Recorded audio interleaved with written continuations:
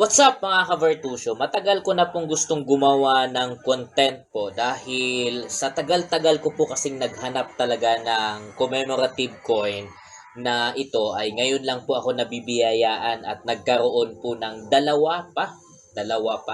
Itong commemorative coin na sinasabi nating very rare to find at ito ay nagdadala ng malaking value po sa market.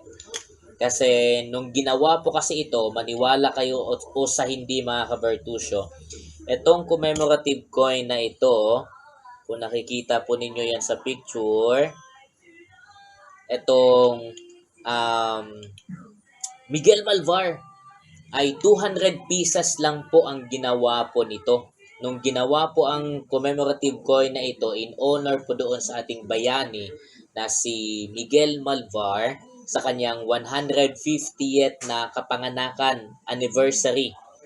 200 pieces lang po ang inisyo sa atin ng Bangko Sentral ng Pilipinas. Kaya very rare to find po ang coin na ito. At karamihan po nito ay nasa mga numista na, nasa kolektor. Hindi nyo na po makikita itong nakakalat kasama ang ibang mga barya na issued sa atin ng BSP. And fortunately mga ka-Vertusio, fortunately po talaga, tayo po ay nakakuha ng dalawang peraso. Dalawang peraso po yan mga ka-Vertusio. Ito ay good quality po ang meron tayo dito. Good quality sa commemorative coin na Miguel Malvar. Last week, na tuloy po yung subastahan na sinabi ko po sa inyo na supposedly doon po yun sa Marco Polo sa Pasig. Pero dahil nga nagkaroon ng ito ang nakakatawa, may mas nagbayad ng mas mahal sa kumpara sa mga organizer ng subastahan ng coins. Kaya ang nangyari, na-postpone po yung subastahan ng coins tapos may event na nangyari po sa araw na yon na sinabi ko sa inyo. Kasi mas nagbayad ng mahal at sila yung nabigyan ng priority.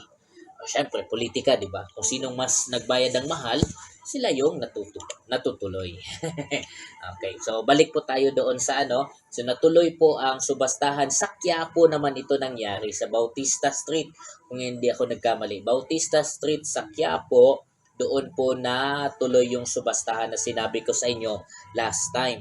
And as I told you na ang nagiging highlight ng subastahan na yun mga ka-Vertusio ay mga commemorative coins. At hindi po bumaba sa 30,000 ang bidding po o ang bintahan, ang starting bidding ng mga commemorative coin.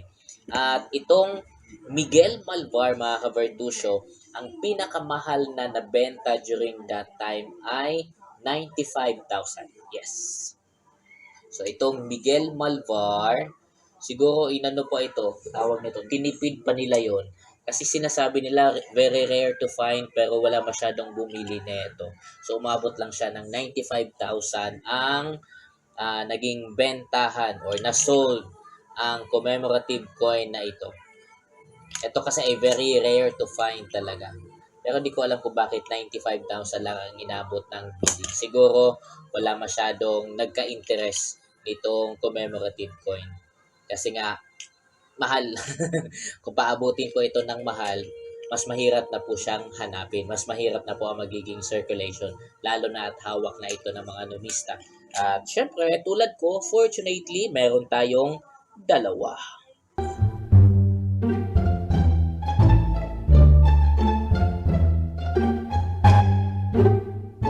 Ngayon po mga ka-Vertusio, ipakita ko po sa inyo ng mas detalyado po ang meron po dito sa isang commemorative coin na ito na pinagbibidahan po ng ating bayani na si Miguel Malvar. Ayan. So dito po, wala po siyang design ng sulat. Unlike po doon sa mga regular coin natin na may nakalagay na Republika ng Pilipinas, or kung ano pa or sagisag ng Pilipinas or whatsoever na nilalagay dito sa paligid na yan. Usually kasi sa mga coins lalo na sa 10 piso ay may nakikita po tayo dito sa may gilid na yan na nakasulat. Dito sa commemorative coin na ito, wala po. Tapos, ang nakalagay lang po dito, ito po yung harap po mga ka-Vertusio po ha. Harap po ito ng coin. Ang nakalagay po dito ay Malvar. Tapos, meron pong imahe. Imahe po yan ni Miguel Malvar na nakatayo po. Ito kung napapansin niyo yan ay espada. Espada po yan. Yan. Tapos ito ay logo ng Bangko Sentral ng Pilipinas. Tapos dito po sa may right, center right, nakalagay po dito ang 150th taon. Simula nung 1865 or 1885 hanggang 2015. So 150th kapanganakan anniversary ng ating bayani na si Miguel Malvar. So very simple lang po siya mga ka-Vertusio. Very simple lang po ang design ng commemorative coin na ito. Parang same lang po ito sa design natin ng ating regular na old na 10 piso. Pero here ay wala po siyang ibang sulat.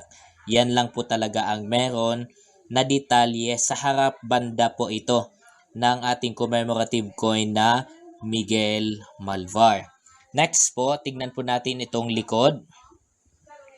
Sa likod naman, ayan, dito na ang may madaming design na nakikita. Ayan.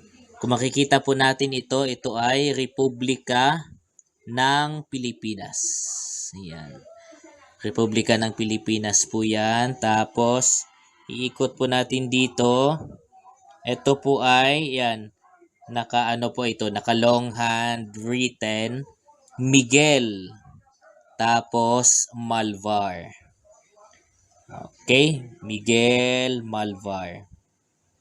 Tapos, ang face value po ng commemorative coin na ito mga ka-Vertusio ay 10 piso. 10 pesos po ang face value po nito.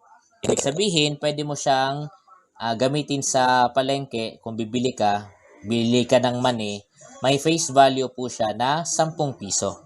Pero, kapag kadalhin mo ito sa subastahan or kung hinahanap at willing itong bilhin ng isang numista at kolektor, mahal po ang bentahan ng commemorative coin na ito.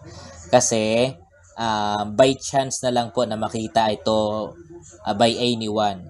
Kasi karamihan ng mga commemorative coin na tulad po nito ay iniipon na, tinatago na po ng mga kolektor at mga numista tulad ko. Ayan, baka yung iba sa inyo ay meron din ito. Tapos, dito po ang mas klaro dahil half body po ito ng ating bayani mismo na si Miguel Malvar. Yan, sa ating bayani po yan, Miguel Malvar. So, yun po ang detail ng commemorative coin na ito na pinangungunahan po ng ating bayani na si Miguel Malvar. Easy lang po or simple lang po ang design ng commemorative coin na ito. Pero ang presyo, malaki bro.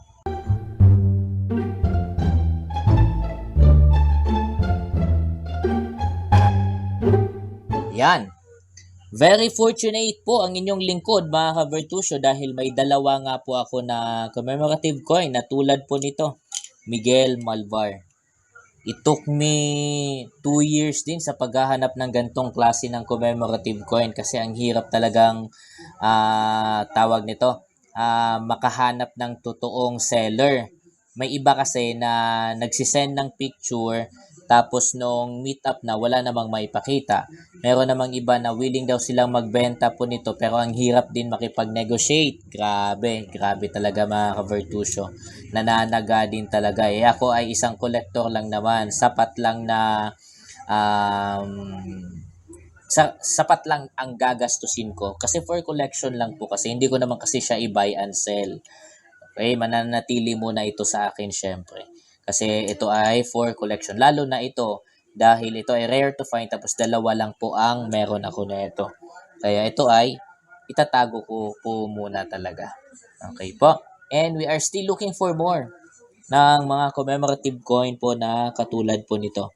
Miguel Malvar. Ayan, Miguel Malvar po yan mga Vertusio. Baka meron po kayo, PM nyo ako. Okay? PM nyo ako.